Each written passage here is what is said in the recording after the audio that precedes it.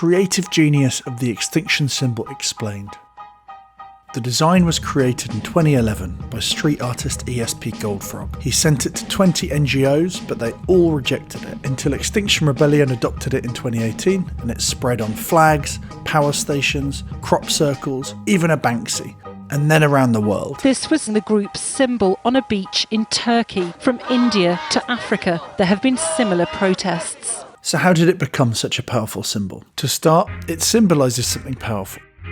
The Earth and hourglass, together extinction, time running out for species. We're in the 6th mass extinction event. While some green campaigns were telling us just to change our light bulbs, the symbol spoke to people that were ready to face the grim truth about climate change.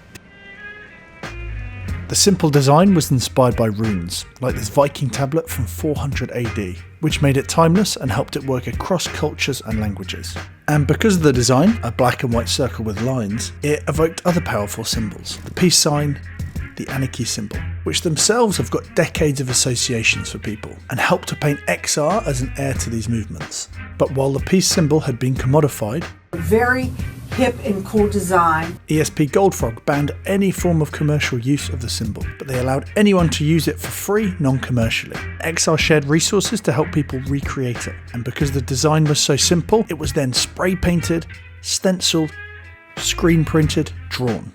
Even this duck got involved, allegedly. Each XR activist wasn't just relying on the meaning of this symbol, they were helping to create it, because the meaning of a symbol depends on its use. That's why people increasingly saw in the extinction symbol something else, an X, a stop sign. To supporters, it didn't just stand for our destruction, but also our salvation. A global grassroots movement of people using creative direct action to fight for change. And creating the symbol became seen as an act of rebellion in itself. This helped it take off like wildfire, with groups in 86 countries creating their own versions. The symbol ensured all these different groups still had a unified message, and it started to appear everywhere.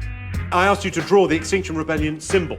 As it got more well known, it became a way to express an identity. Just as Rebel for Life is an instruction, Rebel for Life is a statement about the wearer. And this identification inspired people to commit even more deeply to the movement. While supporters were inspired by this movement, in the UK the media turned on XR.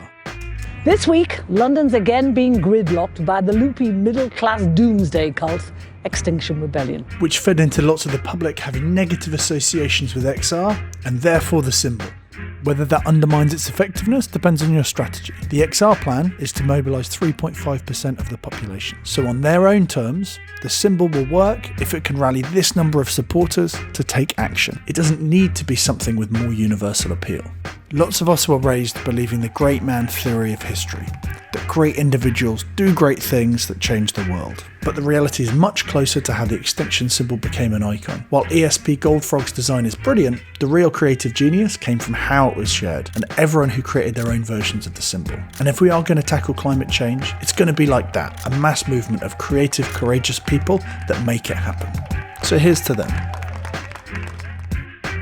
Greetings from Bristol.